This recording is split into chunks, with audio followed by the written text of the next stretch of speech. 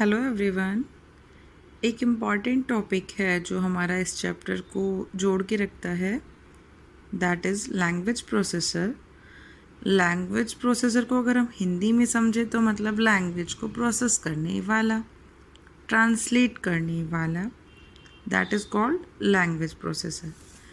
Computer के software को specially translate करने के लिए, मतलब कंप्यूटर के सॉफ्टवेयर में जो कोड होता है उस सोर्स कोड को स्पेशली ट्रांसलेट करने के लिए लैंग्वेज प्रोसेसर को बनाया गया है। ठीक है, बेसिकली दो कोड्स होते हैं जिन्हें हम ऑब्जेक्ट कोड बोलते हैं और सोर्स कोड बोलते हैं। ठीक है, एक बार इनकी मीनिंग समझ लेते हैं कि सोर्स कोड क्या होता है। Source code refers to the program code written by programmer in a high level programming language such as C, Java, C++। Source code का मतलब बेटा जी कोई भी प्रोग्रामर जो किसी स्पेसिफिक लैंग्वेज को यूज़ करके कोई सॉफ्टवेयर बनाने के लिए जो कोड लिखता है that is called source code. वो जो सोर्स कोड होता है वो हाई लेवल लैंग्वेज का होता है, मतलब उस सोर्स कोड को लिखने के लिए हाई लेवल लैंग्वेज का यूज़ किया जाता है। अब हाई लेवल लैंग्वेज के लिए हम लोग एग्जाम्पल ले सकते हैं C++, जावा। ठीक है, ऑब्जेक्ट कोड क्या होता है? Object code refers to the code usually in machine language और binary code are language that computer can understand easily and run on a hardware. Object code का मतलब सोर्स कोड को translate करके जो code generate होता है, जिसे अपन machine code बोलते हैं, बाइनरी कोड बोलते हैं, एक ऐसी लैंग्वेज जो इजीली कंप्यूटर के हार्डवेयर पर रन हो सकती है और उससे समझी जा सकती है। ये क्या होती है? हमारी ऑब्जेक्ट कोड होती है। ठीक है, होप सो कि सोर्स कोड और ऑब्जेक्ट कोड समझ आ गया होगा। अब हम बात करते हैं कि जब सोर्स कोड और ऑब्जेक्ट कोड हो ही चुका है तो सोर्स कोड को ऑब्जेक्ट कोड में कन्वर्ट करने के लिए कितने लैंग्वेज प्रोसेसर हमें प्रोवाइड कराए गए। So there are 3 language processors which convert any type of source code into object code. First is assembler, second interpreter, third compiler. Okay, so firstly हम समझते हैं कि assembler क्या होता है। assembler कन्वर्ट करता है प्रोग्राम को असेंबली लैंग्वेज से मशीन लैंग्वेज में। ठीक है, क्या करता है? कन्वर्ट करता है प्रोग्राम को असेंबली लैंग्वेज से मशीन लैंग्वेज में। ठीक है, तो इंटरप्रेटर क्या करता है? इंटरप्रेटर भी सिस्टम सॉफ्टवेयर का एक ट्रांसलेटर है जो कि क्या करता है? इंस्ट्रक्शंस को एग्जीक्यूट करता है और लाइन बाय लाइन उन्हें क्या करता है? मशीन लेवल लैंग्वेज के कोड में कन्वर्ट कर देता है, ट्रांसलेट कर देता है। ठीक है, चलो तो भाई ये भी कन्वर्ट कर रहा है और ट्रांसलेट कर रहा है। तो फिर कंपाइलर क्या करता है? कंपाइलर भी सेम वही वर्क करता है, ट्रांसलेट करता है, एग्जीक्यूट करता है इंस्ट्रक्शंस को, but in one go. One go means एक साथ। सपोज टू बी आपने को कंप्लीट पूरा प्रोग्राम बनाया हुआ है और वो प्रोग्राम कंप्लीट एक पेज का है, तो अगर वो कंपाइलर बेस्ड लैंग्वेज है तो वो एक साथ में उसे कंपाइल कर देगा।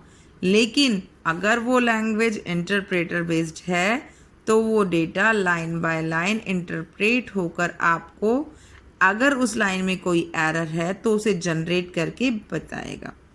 जैसे कि एग्जाम्पल लेते हैं हम लोग।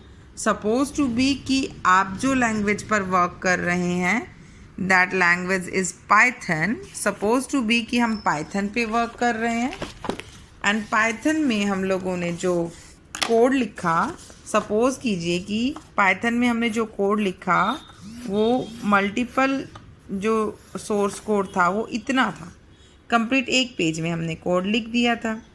जब इस तरीके की कोई लैंग्वेज होती है, अगर वो इंटरप्रेटर बेस्ड है, तो जैसे ही आपने एक लाइन लिखी ना, एक लाइन लिखते ही जैसे ही आप एंटर प्रेस करेंगे, अगर उस ऊपर वाली लाइन में कोई प्रॉब्लम है, कोई एरर है, तो वो वहाँ पर आपको उसी टाइम पर रेड अलर्ट दिखा देगा। वो बताएगा कि आपने ऊपर जो सिंटैक्स लिखा है उसमें कोई ना कोई एरर जनरेट कर रखी है। That is called interpreter based language, ठीक है।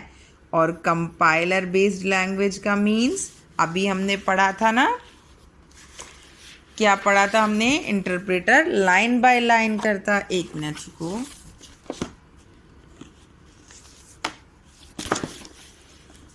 Interpreter line by line source code को कन्वर्ट करता है और एग्जीक्यूट करता है, रादर देन कंपाइलर एक साथ एग्जीक्यूट कर देता है, ठीक है। तो अगर मैं बात करूं लैंग्वेज की, अगर हम बात करते हैं सी लैंग्वेज की, तो वो क्या होती है? इंटरप्रेटर बेस्ड होती है ना। हमने मान लो हैश इंक्लूड ऐसा कुछ लिखा, अगर इस लाइन में एंटर कर दिया और इस लाइन में कोई प्रॉब्लम जनरेट कर रखी है तो वो नेक्स्ट लाइन पर जाएगा ही नहीं, वो आपको बोलेगा फर्स्टली आप इसे सॉल्व कीजिए। These type of languages are called interpreter based language. जैसे कि हम लोग पाइथन की बात करें, पाइथन दो चीज़ें लेकर चलता है, ठीक है। एक तो होता है उसका IDLE, एक तो होता है इसका IDLE मोड, और जो दूसरा होता है उसको अपन बोलते हैं स्क्रिप्ट मोड, ठीक है। दो तरीके के मोड होते हैं जो कि अपन पाइथन में कंप्लीट करवाते हैं। तो जो IDLE मोड होता है ना बेटा जी, वो होता है इंटरप्रेटर बेस्ड। मतलब IDLE मोड की जो विंडो खुलती है उसमें अगर अपन ने ऊपर एक लाइन लिखी और उस लाइन में किसी भी तरीके से किसी भी फॉर्मेट की कोई एरर जनरेट कर दी, तो वो नेक्स्ट लाइन में तभी पहुंचेगा जब आप फर्स्ट लाइन के एरर को रिड्यूस कर सकेंगे, रेक्टिफाई करके उसको एरर फ्री कर सकेंगे। That is called IDLE mode of Python, मतलब इंटरप्रेटर बेस्ड।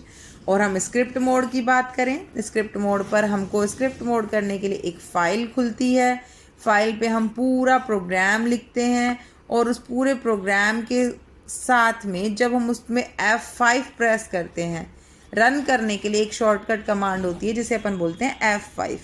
जब अपन F5 प्रेस करते हैं तो इस पूरे पेज में कितनी एरर थी वो सारी एरर्स को एक साथ रेक्टिफाई करके बताता है आपको कि इसमें ये वाली लाइन पे एरर है, ये वाली लाइन पे एरर है। तो ये जो लैंग्वेज हो गई, ये क्या हो गई? Compiler based language. और ये जो एक एक लाइन बाय लाइन बताता है, ये कौन सी हो गई? IDLE mode language, sorry interpreter based language, ठीक है। होप सो कि आपको वीडियो समझ आया होगा। अगर फिर भी नहीं आया तो प्लीज़ मुझे कमेंट करके बताओ तो सही किसको समझ नहीं आया। और वन मोर थिंग स्टूडेंट्स, आपने अभी तक तो फाइनलाइज कर लिया होगा ना कि आपको कौन सा सब्जेक्ट चूज़ करना है। तो प्लीज़ अगर आपने IP चूज़ किया है तो मुझे अपने कॉन्टैक्ट नंबर के साथ आगे IP लिखकर सेंड कर दीजिए ताकि मुझे क्लियर हो सके। Okay, thank you.